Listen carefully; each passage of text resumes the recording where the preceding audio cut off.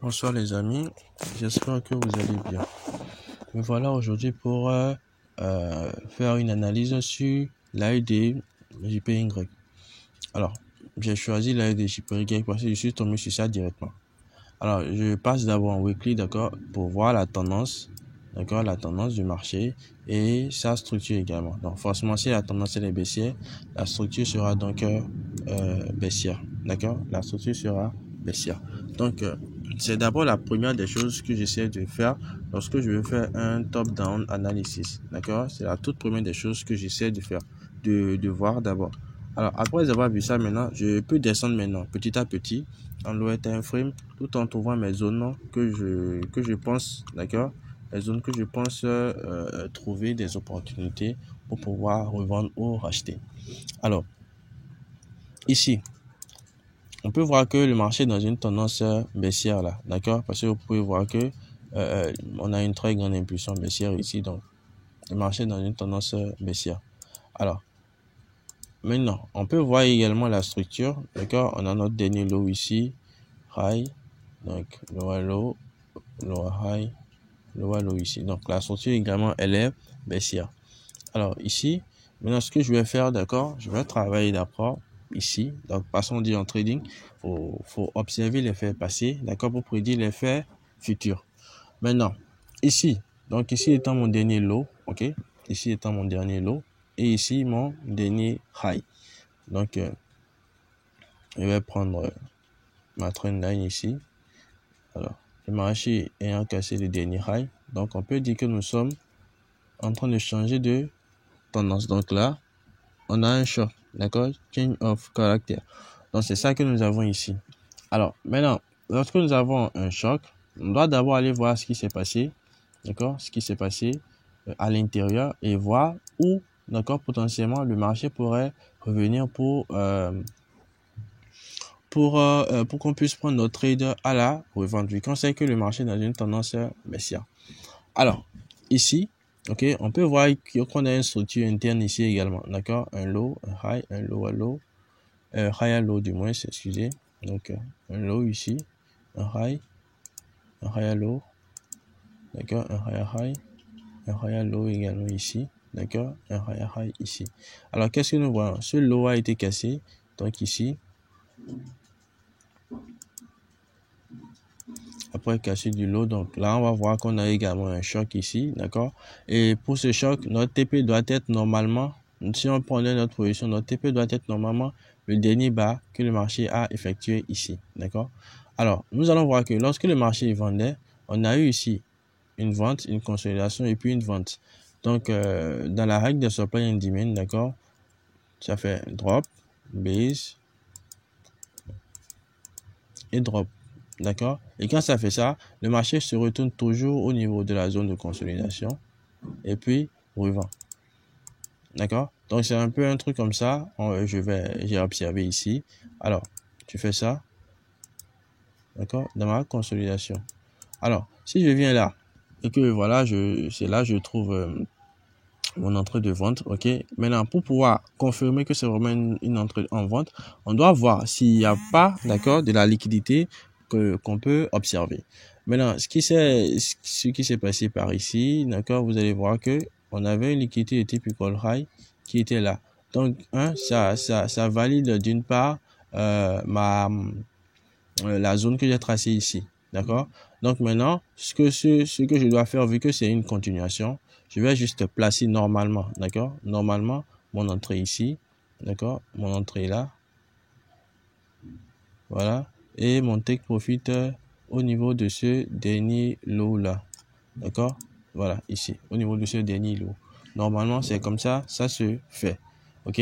Donc, c'est juste une analyse en arrière, donc on va faire vite.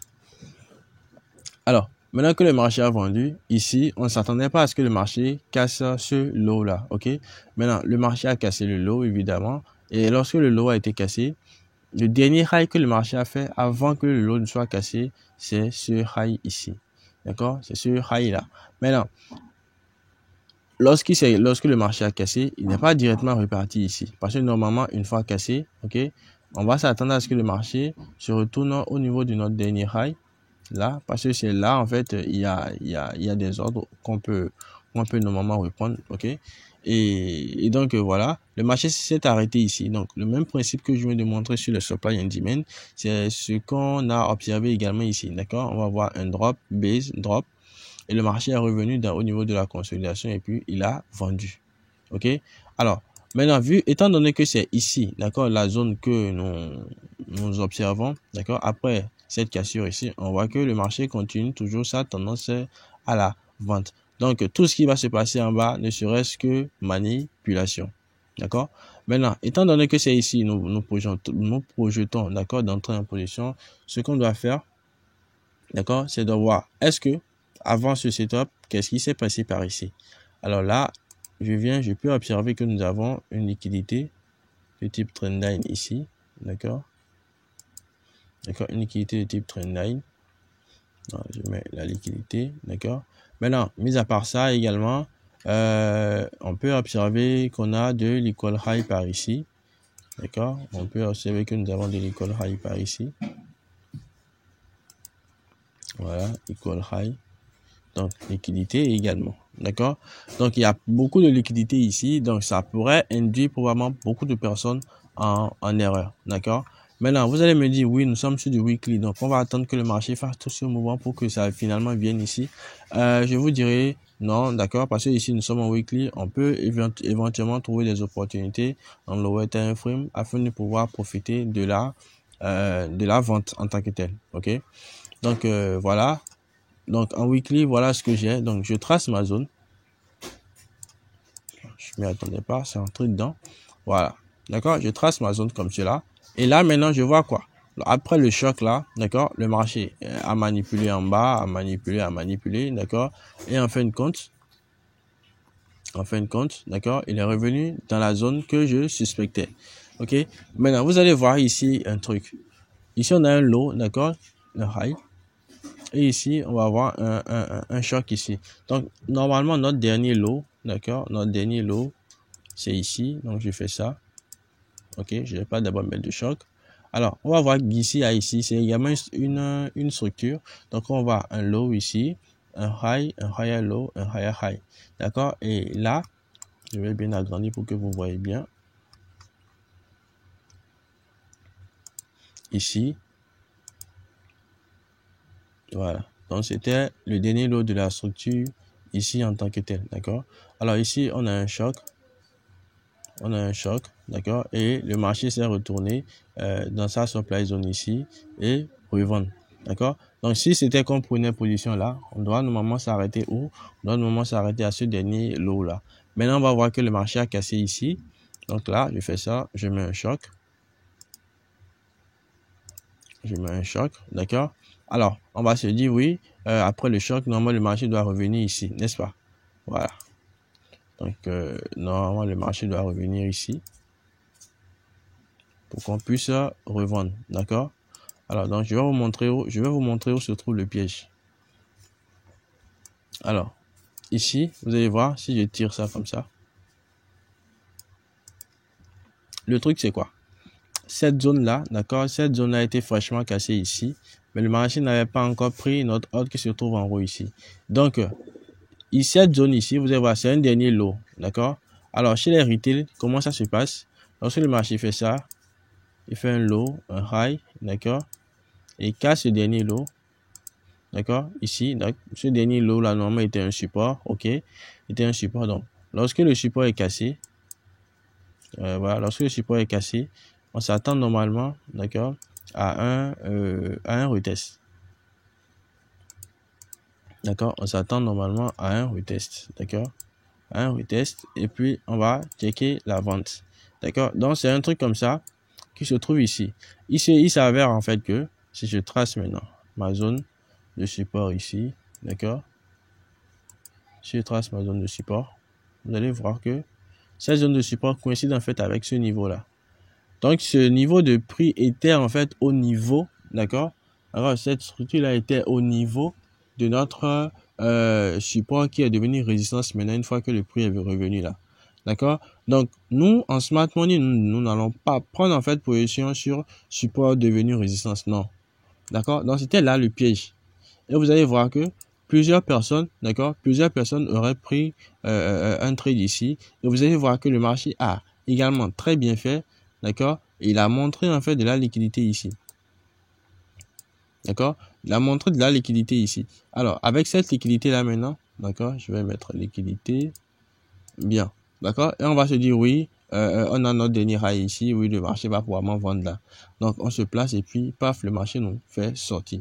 Finalement, où est-ce qu'il est revenu? Dans le niveau où on l'attendait normalement en haut. OK? Alors, c'est là maintenant nous allons observer et voir maintenant s'il y a possibilité de prendre notre trade maintenant pour pouvoir continuer la vente. OK? Donc, là, je vais aller maintenant sur du... Bon, je crois que je suis du 4 heures. Voilà, je suis du 4 heures. Alors, lorsqu'il vient sur du 4 heures, d'accord, on va voir qu'on avait un high. Le marché est entré dedans, il a fait un high, un low.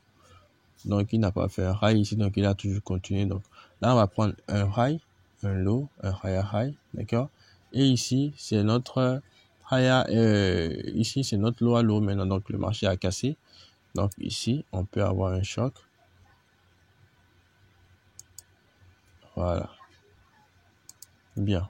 D'accord. Là, on peut avoir un choc. Alors, ici, on peut avoir un choc. Maintenant, ce choc-là, maintenant, d'accord, cela nous montre que le marché est en train de changer de tendance. D'accord. Le marché est rentré dans la zone et maintenant, il est en train de changer de tendance. Donc, ce qu'on va faire ici, d'accord, c'est de pouvoir trouver maintenant les opportunités où on va pouvoir revendre maintenant le marché. D'accord. Alors, ici, voilà. Donc, on a d'ici à là, d'accord, c'est également une structure, ok. Donc, je vais tracer la structure, vous allez voir.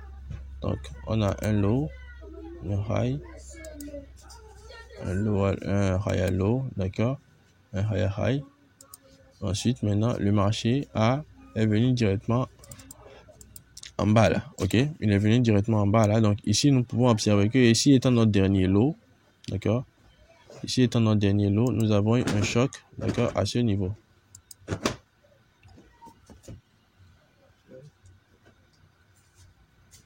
Donc, on peut avoir un choc à ce niveau. Donc, voilà. D'accord? On a un choc là. Alors, après ce choc, d'accord, cela voudrait dire que cette zone ici, c'est une zone de support qui devient de résistance. Donc, vous allez voir que lorsque le marché l'a cassé, il est revenu retester et puis il a vendu. D'accord? Mais là, à quoi on va se référer, c'est quoi? C'est que le marché doit venir chercher une zone en haut ici pour qu'on puisse revendre le marché. D'accord? Alors, je vais repartir d'abord en daily pour voir si quelque chose ne m'a pas échappé. Non, rien ne m'a échappé, donc c'est bon. Voilà, donc je viens sur du... Voilà. Donc ici, d'accord, ici, après la cassure, nous allons voir que le marché est revenu ici, dans cette zone-là, d'accord? Et nous allons voir que cette zone de prix, lorsqu'il a atteint là, on a eu un equal high. D'accord, on a un equal high. Donc cela voudrait dire que il y a, d'accord, une zone de prix en haut où le marché va potentiellement revendre. D'accord, va potentiellement revendre. Donc voilà. Donc ici,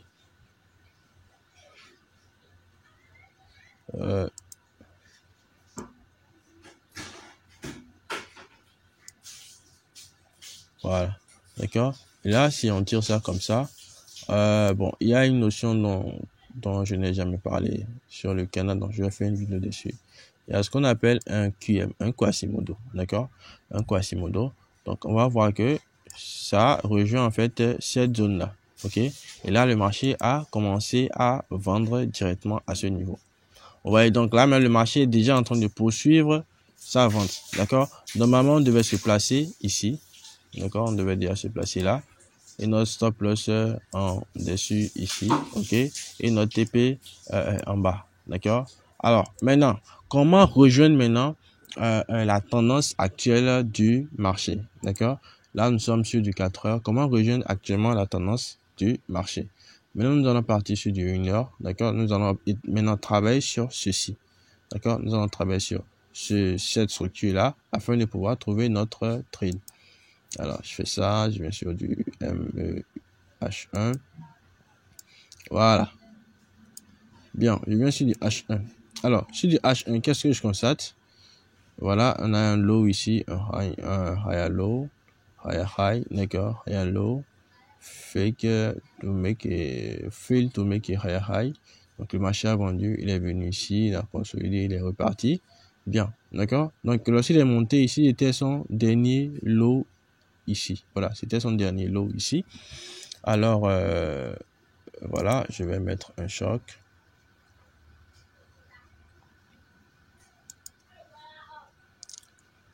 Bien. Donc là, j'ai un choc là. D'accord, le marché est en train de changer. Du coup, pour ce changement de tendance, qu'est-ce qu'on a? Nous allons voir que lorsque le marché a cassé, d'accord, il est reparti encore à l'intérieur. D'accord, donc il y a encore des ordres qui vont venir refermer en bas. Ensuite, qu'est-ce que nous voyons en dessus? En dessus ici, nous voyons que voilà, de la liquidité en fait. D'accord, de la liquidité ici. Donc ce qui veut dire qu'il y a des ordres un peu plus en haut qu'on doit observer. Donc, il y a une zone de supply en haut qui va rappeler le prix. D'accord? Et ce qui attire mon attention directement, c'est cette zone-là. D'accord? C'est cette zone-là. Donc, voilà. Donc, sur du H1. Donc, potentiellement, nous avons déjà la cassure. D'accord? Donc, nous avons déjà la cassure. Donc, ce à quoi on va s'attendre, d'accord, c'est que le marché fasse ça. Peut-être, si à l'ouverture du marché des dimanches, d'accord, dimanche soir, donc peut-être on va voir la cassure. Il va remonter, il va vendre ici encore. Et peut-être maintenant remonter là. Ensuite, revendre. Donc, là, on va attendre... Là, on va attendre le prix. C'est ici. D'accord? Pour les prochaines fois où le marché viendra à l'intérieur. D'accord? Donc, on l'attendra là.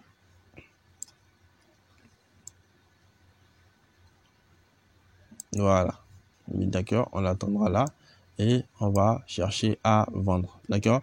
Maintenant, cette vente, je vais vous montrer où est-ce qu'on va mettre nos take profit. Voilà. D'accord? Donc, vu que cette vente serait une vente probablement en swing, d'accord? Ce sera probablement en swing, d'accord? On aura déjà un take profit à ce niveau, d'accord? Le dernier lot avant que le marché ne fasse un high, d'accord? Donc, si je repars en weekly par exemple, vous allez voir avec moi que ce swing serait potentiellement intéressante. D'accord? Intéressant du moins. Ok? Donc, vous allez voir que nous avons normalement un TP à prendre ici. Ouais, nous avons un TP à prendre ici. Mais, d'accord, nous allons faire les choses à l'amiable. Nous allons faire les choses à l'amiable. Si éventuellement on avait un take profit à prendre, on va d'abord chercher ce dernier lot. D'accord? On va chercher ce dernier lot. Donc, je vais faire ça. Je vais chercher ce dernier lot d'abord. Ok? Voilà. Donc, si c'est que vous avez pris plusieurs positions, par exemple, d'accord? Si c'est que vous avez pris plusieurs positions, ce que vous allez faire, c'est quoi? Vous allez prendre un max de gain, d'accord? Et laisser maintenant le reste couler, d'accord? Vous allez laisser le reste couler vu que j'avais dit que c'est probable que ce soit un swing. On va laisser le reste couler, aller jusqu'en bas histoire de voir où est-ce que ça pourrait potentiellement s'arrêter. Donc, voilà les gars, ce que je voulais faire sur l'analyse en USD. Live de JPY, d'accord? Donc, j'ai quitté le higher time frame et en fin de compte, je suis venu en lower time frame, d'accord? Alors, c'est la même chose en fait. Donc, le top de l'analysis n'est rien d'autre que quitter un higher time frame, d'accord? Quitter un higher time frame pour venir en lower time frame, pour pouvoir trouver ses entrées en lower time frame. Là, maintenant, on a trouvé une entrée sur du H1. D'accord? On a trouvé une entrée sur du H1. Donc, ce qu'on va faire, c'est quoi? On attend juste que le marché vienne dedans, on entre, et puis on met notre stop loss en haut, et on attend que le marché vienne TP, tout simplement. D'accord? Donc, voilà un peu ce que je voulais faire aujourd'hui. Donc, préparez-vous pour la prochaine fois. Il y aura d'autres vidéos qui viendront assez régulièrement, au moins 2 à 3 par semaine. Merci à vous et à très bientôt.